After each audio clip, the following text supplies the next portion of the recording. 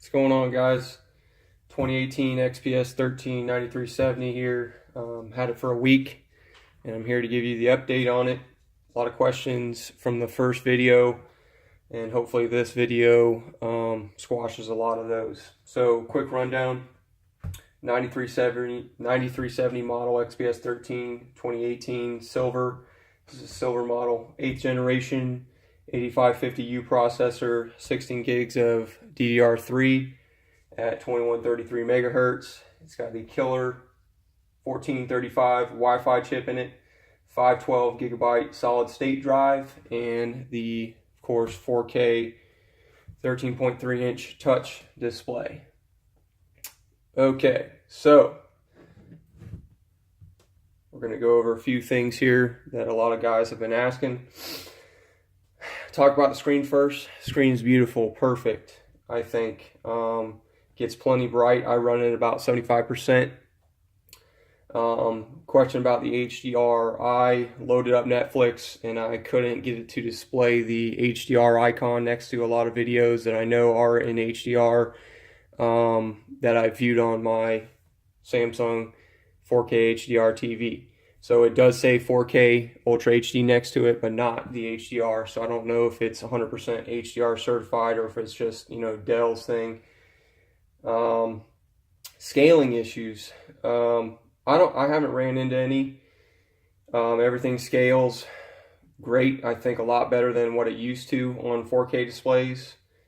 There are some programs that, scale down a little bit and they're still usable. It's not like I haven't ran into anything, and again, I'm not a major computer guy. I have a few basic programs here, GoPro Studio, some Adobe software, and then, internet, whatever else. All of them scale fine. The Adobe's a little bit small, but still easily to, very easy to use.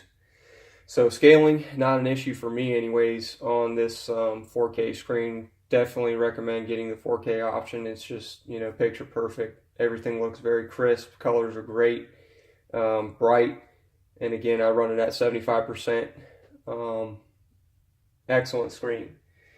Keyboard, I will say, coming from a 15-inch laptop, this keyboard is great.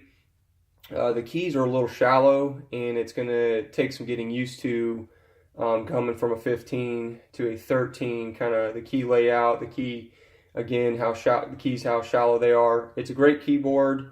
I've had it for a week now, and I'm still kind of getting used to it.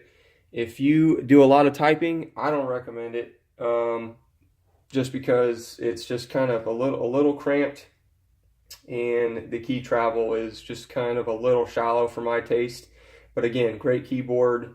It takes some getting used to. I recommend it for 90% of the people, except for the people that do a lot of typing, and that's just my preference. You can definitely stop in the stores and try it if you want, but other than that, keyboard excellent, trackpad excellent.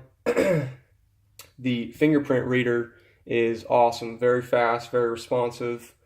Webcam, I don't use webcam except for the Windows Hello, and it's very fast.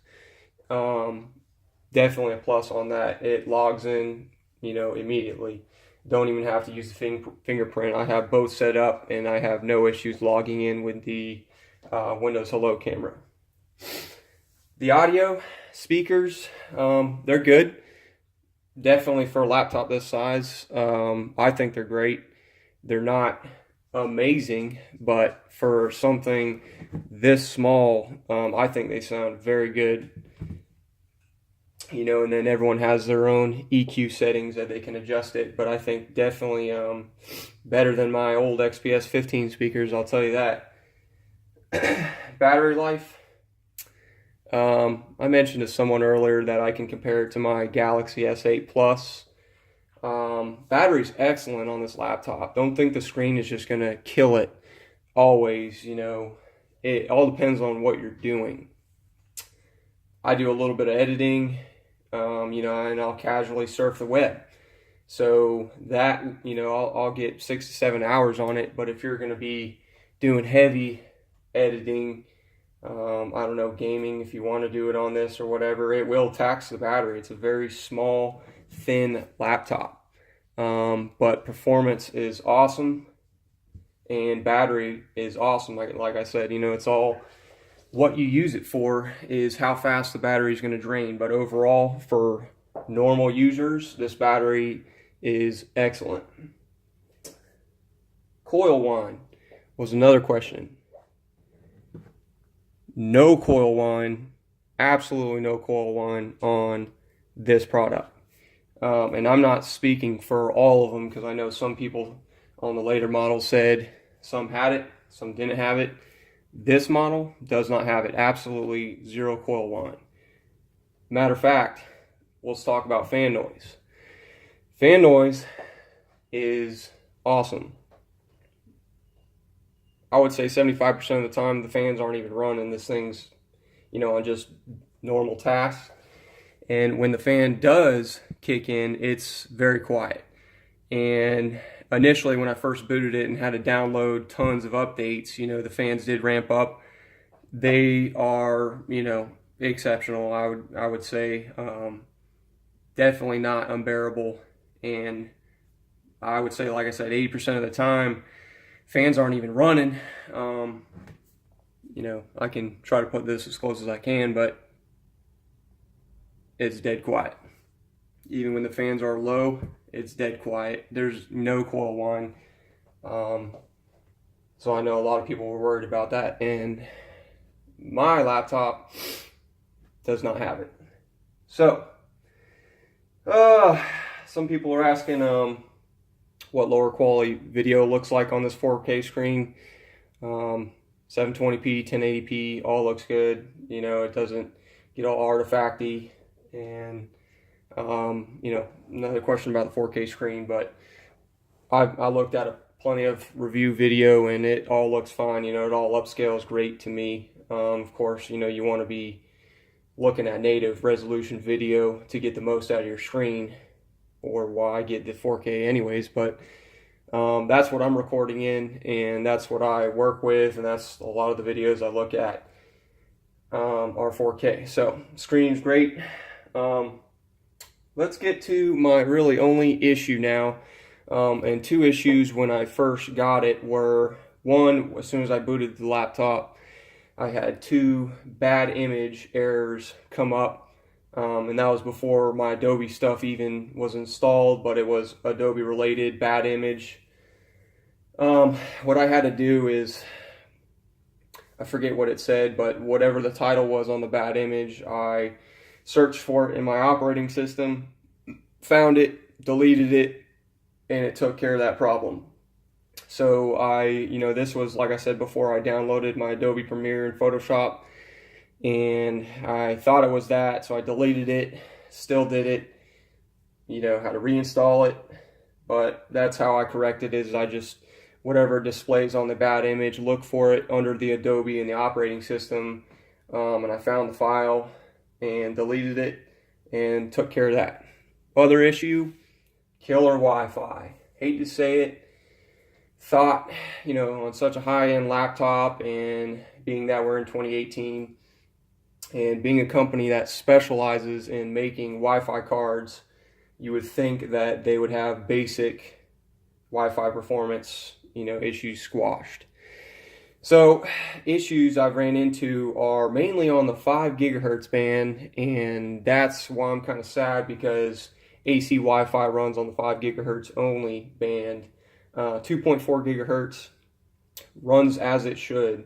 Performance, I don't know. Sometimes when I load YouTube, it takes kind of a while to load videos, but 95% of the time, 2.4 gigahertz works excellent.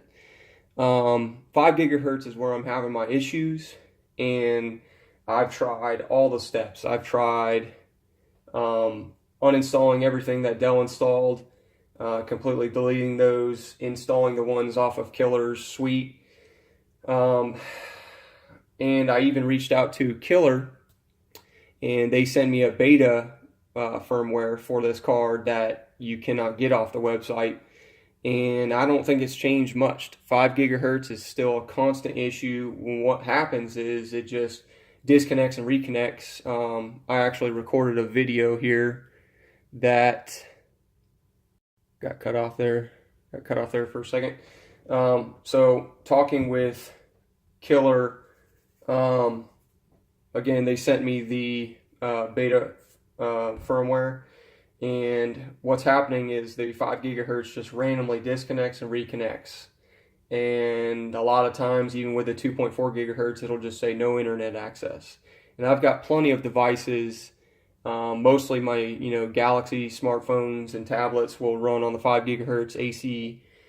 And then I've got a ton of Wi-Fi cameras and other devices that utilize the 2.4 gigahertz. So I really wanted to be on my 5 gigahertz, utilizing the AC. I don't have to get into detail, but beamforming and all those new technologies, and really the ceiling on AC Wi-Fi is something to look forward to. That's one of the things that this card is supposed to provide is good AC Wi-Fi performance, and it absolutely doesn't, at least on the, well, I guess only on the 5 gigahertz band. So again, 2.4 gigahertz works fine, works great.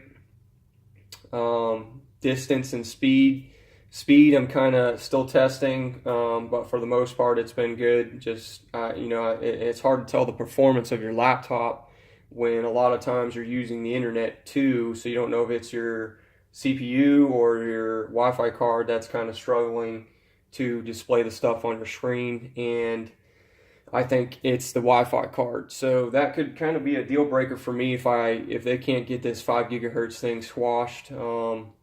And again, I've tried everything you possibly could with this thing. I've tried, some of the settings. You can go to Device Manager. Let's see, Device Manager. You can bring up the network adapters, Killer Wireless. And there's some stuff you can do in here under Advanced. Change the preferred band, roaming aggressiveness, wireless mode, and I've tested them all. I tried to take out the BGN and just leave it on AC and N, and trying to change the preferred band to 5 gigahertz, and I'm still having issues. So I did some logging for them, and I sent that to them a couple days ago and haven't heard back yet. But bottom line, I think this laptop is perfect. It suits all my needs. One thing that's really awesome about it, the Thunderbolt 3 ports, transferring large files from my Galaxy phone to the desktop here, just super blazing fast, man. It's unbelievable. Gigabyte files take a few seconds to transfer, and that's what I'm really happy about. Performance. There's some I guess you can say performance related issues when you're doing like Adobe Premiere and stuff. It kind of takes a little longer to do your normal editing. GoPro Studio works fine, but again, it's a 15-watt CPU, so there's only so much you can expect out of this laptop. But all around, normal usage, the performance is great. And this is after the BIOS updates and all the updates that Dell pushed out. So hopefully, future updates will improve performance even more. So back to the Killer Wi-Fi. Like I said, I don't know what to do. I'm running it on the 2.4 gigahertz lately, and it's been fine. But it's a deal breaker for me. I bought a $2,000 laptop that has a defective, I'm going to say, Wi-Fi chip in it, and it's a bummer that this model you cannot replace the Wi-Fi chip yourself, or else I would have threw an Intel in there. So I think they need to regroup and give you the option to at least select the Wi-Fi card that you want, because I would have most definitely selected the Intel chip to go in this laptop. I mean, you can Google Killer Wi-Fi, 1435, 1535 Wi-Fi chips, and it's nothing but issues all over the internet.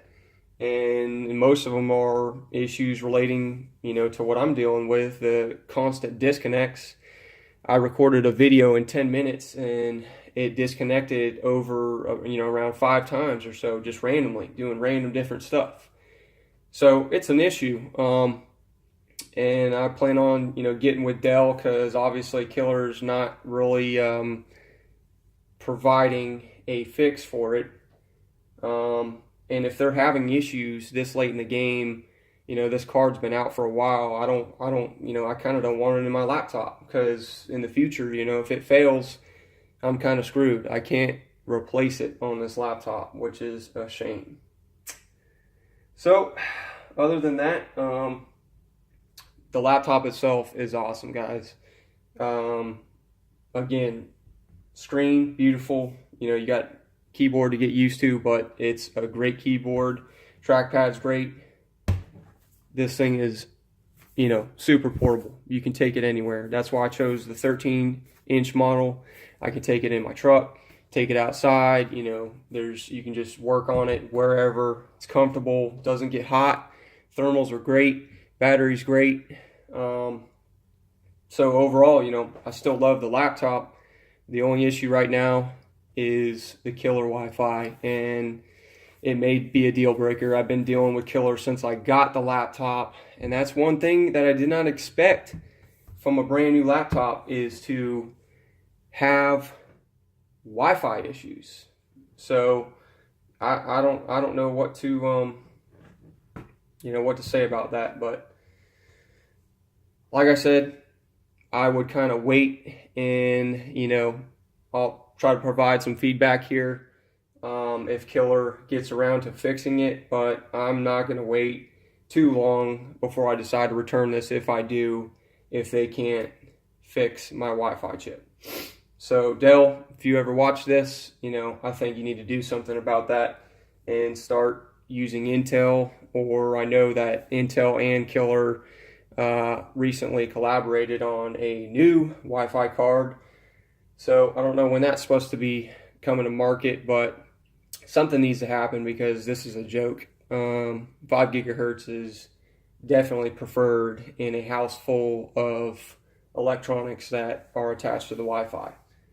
So again, hope this video helps. Hope I squashed a lot of the questions that you guys had. Good luck on your purchase. I would just recommend probably waiting or reaching out, and seeing what some other guys are, see if other people are having issues that, like what I'm having. But there's a ton of, people that I researched that are still having issues, and all of them are just replacing them with Intel. And that's a shame, because I don't have that option. So good luck, guys. Thanks.